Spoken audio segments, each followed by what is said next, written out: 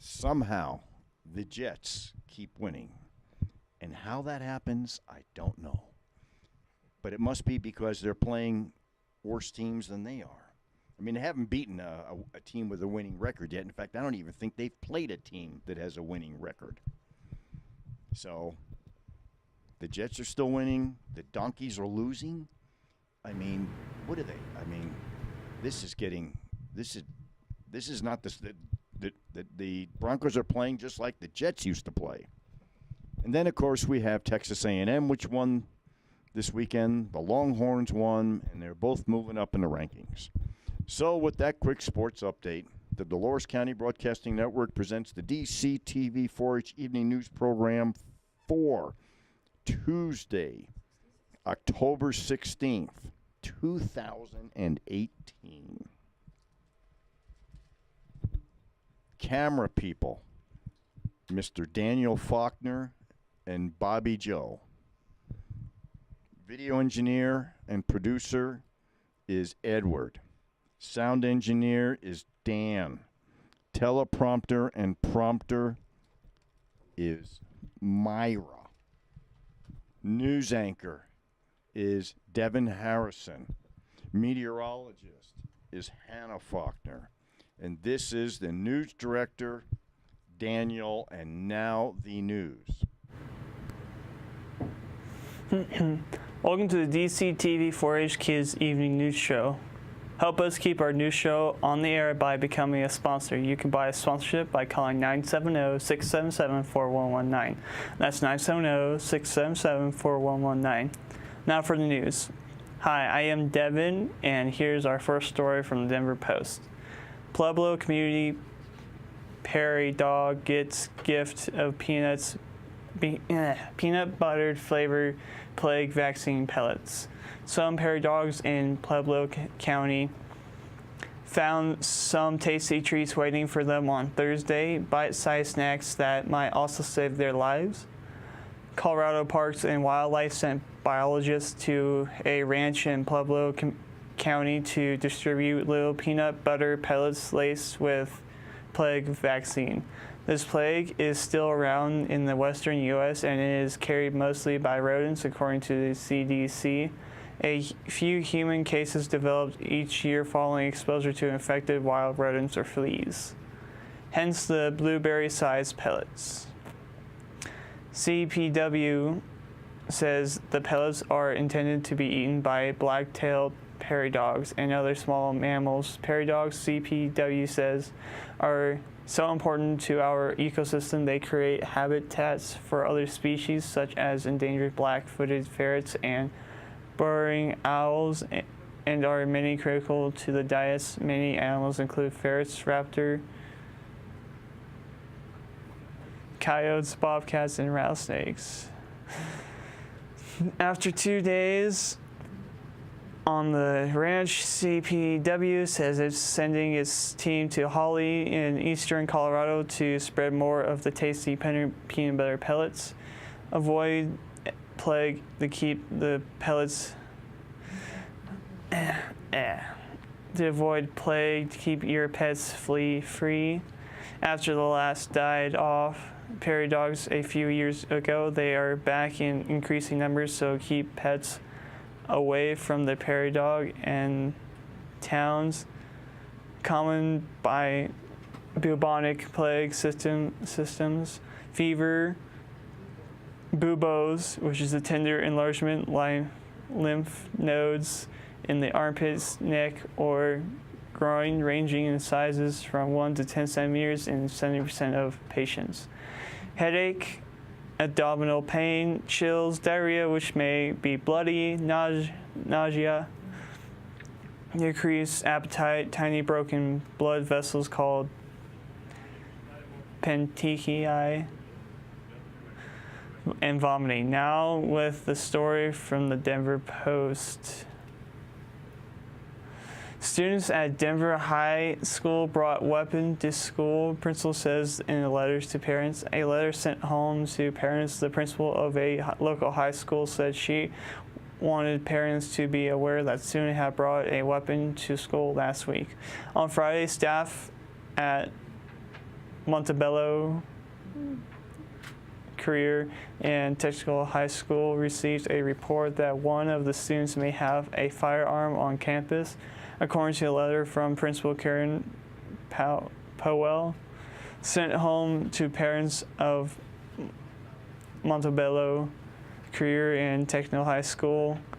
Since the report came in late day of Friday and was investigated Monday, Denver police at the Denver Public School Department of Safety officers were called in to investigate early Monday. They searched the student's car and found a weapon. It is unknown why it was brought to school.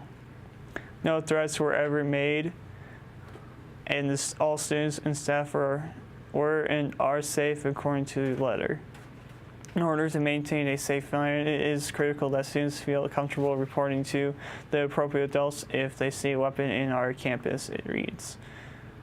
Powell said she wanted to remind students that it is never okay to bring a weapon of any kind, real or fake, onto school property. What goes for Denver schools also applies to our local schools. A few years back, a couple of students tried to do the same here. Unfortunately, they chose a holiday to launch the attack, so they were quickly arrested and a shooting was avoided. This is from the Journal. Snow ahead for the National Weather Service on Tuesday morning issued a hazardous weather outlook for western Colorado and eastern Utah, as a low pressure system is expected to bring rain to low elevations and snow to higher elevations this week. Up to 3 inches of snow is forecasted for the San Juan, La Salle, and Bajo Mountains beginning after midnight Tuesday. Moderate to heavy snow is expected above 9,000 feet. On Wednesday and Thursday, a total snowfall of 4 to 8 inches is possible. The weather should clear up, however, for the weekend. Cortez meteorologist Jim Andrus said there's a 60% chance of rain in Cortez on Tuesday night and Wednesday. He said there's promising chance to see some much needed rain in an average year. Andrus said Cortez received 10.63 inches of rain through the end of October this year. Cortez has recorded 7.6 inches in the first 10 days of its month. Cortez saw 1.1 inches of rain, which is slightly below average. That continues the 20-year-long drought we've had here, Andrus said. Mike Preston, general manager of Dolores Water Conservation District, said McPhee Reservoir is holding 17,000 acres feet in active capacity. At this time last year, this reservoir held 142,000 acres feet, he said. We pulled our reservoirs away down to kind of meet water demand, Preston said. The early season precipitation and high elevation snow is a good sign, he said, and will help restore soil moisture to the Cal Range, but the reservoir is low, and another weak winter would mean reduced water use by consumers in the coming year. We are needing a good winter, Preston said. Next up, the story in the Durango Herald. An original poster from the 1932 horror classic The Mummy is heading to Sotheby's just in time for Halloween, offered in an online-only auction that will run through October 31st. The promotional lithograph from the film starring Boris Karloff is estimated at $1 million to $1.5 million. If sold at price, it would reclaim the crown as the most expensive film poster, Sotheby's said Thursday in a statement.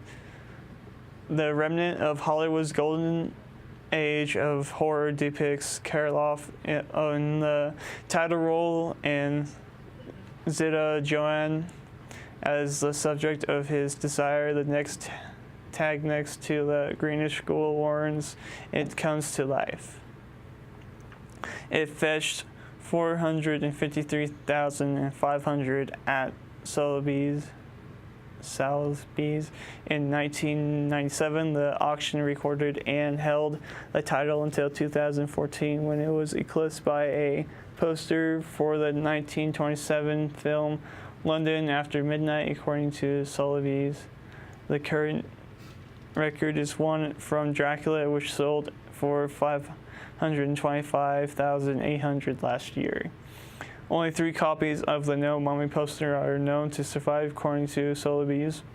One belongs to Kurt Hamlet, lead guitarist of Metallica and avid horror movie poster collector who had Karloff's mummy face embolized on his guitar. Embolized. The poster was on the Antique Roadshow this past weekend. Its owner was very pleased at the suggested price, and we see that he lost no time in putting it in an auction. Now for Dunlaws. Dunlaws in Georgia City. It is illegal to use profanity in front of a dead body which lies in a funeral home or in coroner's office. Members of the State Assembly cannot be ticketed for speeding while the State Assembly is in session. Donkeys may not be kept in bathtubs. Signs are required to be written in English. No one may carry an ice cream cone on their back pocket if it's Sunday. In Arkworth, all citizens must own a rake. In Athens, Clark County, if you wanted to read your favorite book in public to your friends, do it before 2:45 a.m. Massage business may not sell alcohol on the side. It is illegal to sell 2 beers are once for a single price. For example, a bar can't run a 2 Bud Light for $5 special. Though being forced to close your business is bad enough, Athens Clark County forces one to obtain a license before holding a going out of sale business. Goldfish may not be given away to entice someone to enter a bingo game. Owners of mules may not allow their animals to roam around Athens unsupervised. Persons under the age of 16 may not play pinball after 11 p.m. It's illegal for one to make a disturbing sound at the fair. Now here's the weather report with Hannah. Our current weather data comes from the DCTV weather station located in the beautiful downtown Duff Creek. The current temperature is 62 degrees. The high for today was 66 degrees. The low was 29 degrees. The bummed out meter is at 30.12 inches and is falling. Wind is between 19%. Wind is between 1 and 6 miles per hour from the east. Gusts have been up to 15 miles per hour. There were 0.00 of an inch of rain measured today by the DCTV weather station. Moisture for the month is 1 inch and 86/100ths of an inch. Moisture accumulation for the year is 6 inches and 76/100ths. Now for the big map, courtesy of the National Weather Service. Once again, in the Pacific Northwest and the West are clear. There is rain and snow in the Four Corners area with freezing rain possible in southern New Mexico. Rain is falling from Texas across the southern part of the country and ends in the Atlantic. Flash flooding is possible from South Texas into Mississippi. Rain is watering the northern part of the nation from Ohio, Vermont, and New Hampshire into the west part of Maine. Rain and thunderstorms have followed the southern coast from East Texas through Georgia and Florida. There is a clear area in central Florida and more thunderstorms in the southern tip of the state. Now here's our exclusive DCTV 5-day forecast. Wednesday, showers, likely high 45, low 37. Thursday, rain showers, high 49, low 34. Friday, mostly sunny, high 55, low 37. Saturday, mostly sunny, high 59, low 39. Sunday, partly sunny, high 59, low 40. Now for a climate change report. CO2 carbon dioxide is considered a greenhouse gas and is one of the principal causes of climate change.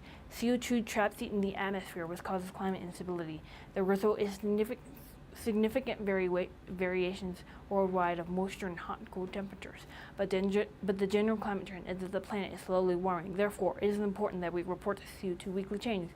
The following are the CO2 numbers and parts per million. Last week, 405.58. 2 weeks ago, 405.5. Last year, 403.38. 10 years ago, 382.78. 50 years ago, 320.25. Thank you, Dr. Peter Tan of the National Oceanographic and Atmospheric Administration, and Michael McGee of the CO2.Earth Network for providing this information. Remember, you can help keep our Kids News Show on air by buying a sponsorship. To buy a sponsorship, just call 970-677-4119. That's 970-677-4119. Thank you. Now back to our news director.